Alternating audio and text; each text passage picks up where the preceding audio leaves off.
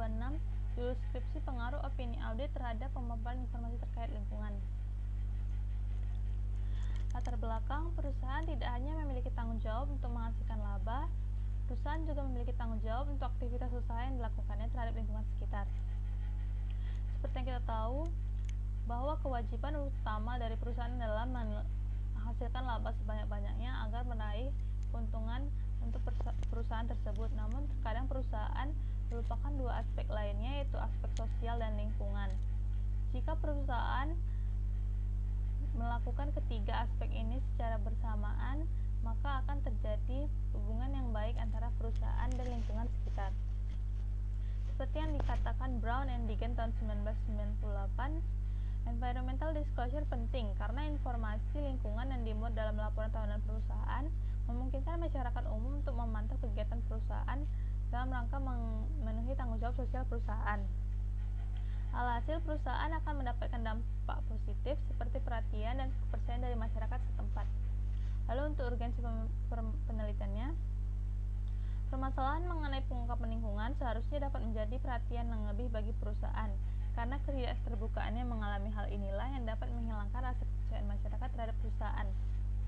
Contoh kasusnya yaitu PT Indo Tambang Raya Megah Tbk atau ITMG di tahun 2017 mengalami masalah hukum atas tuduhan pelanggaran penempatan limbah pada lokasi yang tidak berizin. Akibatnya, melalui laporan sustainability tahun 2017, ITMG mengatakan bahwa mereka akan bersungguh-sungguh lagi dalam menjalankan bisnisnya agar di kemudian hari tidak terjadi hal yang sama. Untuk topik penelitiannya ada 3, yaitu environmental disclosure, audit fee, dan audit opinion. Environmental disclosure sendiri adalah pengungkapan lingkungan dari laporan tahunan memungkinkan masyarakat umum untuk memantau kegiatan perusahaan dalam rangka memenuhi tanggung jawab sosial perusahaan. Ini adalah cara bagi perusahaan untuk mendapatkan perhatian, kepercayaan, dan dukungan dari masyarakat dan menjaga perusahaan tetap berjalan oleh Brown and Deegan tahun 1998. Audit fee adalah jumlah biaya yang diterima auditor sehubungan dengan audit. Fee audit juga ditentukan sesuai dengan jumlah pekerjaan yang dilakukan oleh auditor dan upah per jam oleh Al-Shamari tahun 2008. Namun saya mengeliminasi variabel ini karena audit fee tidak bisa diterapkan di Indonesia. Lalu yang terakhir ada opini audit atau audit opinion adalah laporan dari auditor terdaftar yang menegaskan bahwa audit telah dilakukan sesuai dengan standar atau aturan akuntansi dan disertai dengan opini atas kecukupan laporan keuangan tahunan yang akan diaudit oleh Tobing tahun 2004. Model penelitian terdahulu yang pertama yaitu adalah artikel utama saya sendiri oleh Sheng Yao, Ling Chandan, dan Zipeng Chang tahun 2019 dengan judul yaitu apakah pengungkapan lingkungan memiliki efek audit. Variabel dependennya yaitu pengungkapan lingkungan atau environmental disclosure, variabel independennya biaya audit dan opini audit, variabel kontrolnya adalah leverage, profitability, dan size. Lalu untuk jurnal pendukungnya ada dari Anna Sciarra Longoni dan Rafaela Caliano tahun 2018 yaitu dengan judul Lingkungan Inklusif Praktis Pengungkapan dan Kinerja Perusahaan dan Peran Manajemen Rantai Pasokan Hijau. Variabel dependennya pengungkapan lingkungan atau environmental disclosure, variabel independennya kinerja keuangan perusahaan dan kinerja lingkungan. Hubungan antara variabel independen dan dependen.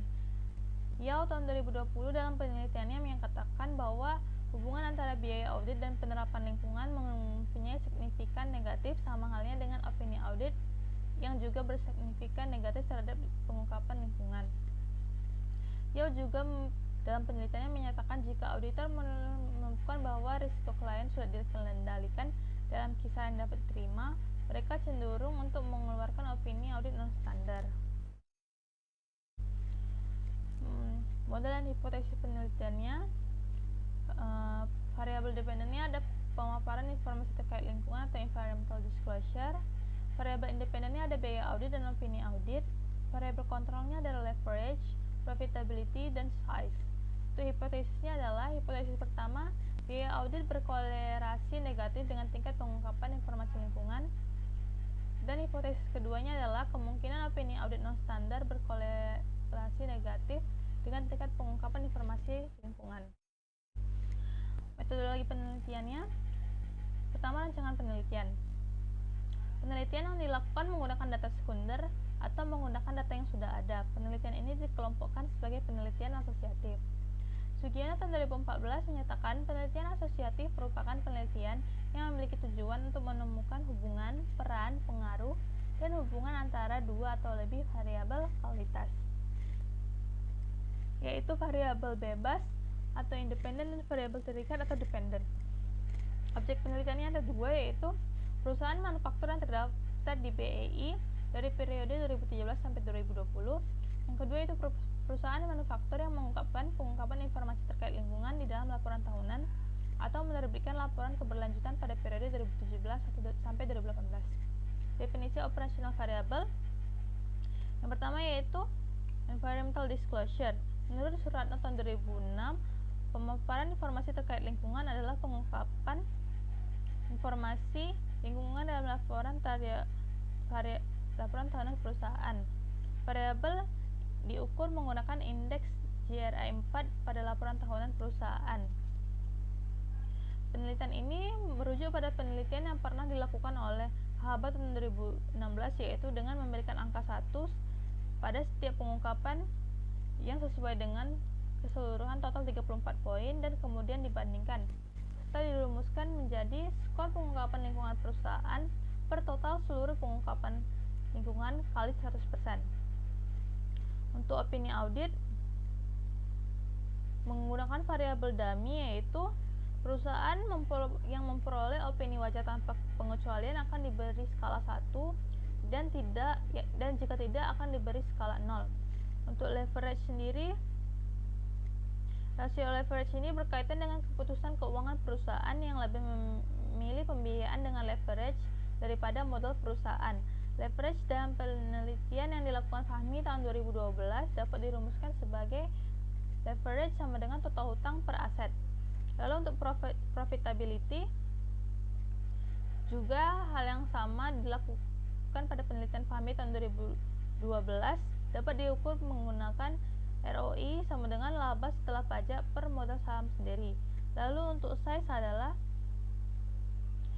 berdasarkan penelitian Jagi tahun 2005, size dapat dirumuskan menjadi log natural dari nilai buku total aset. Terima kasih.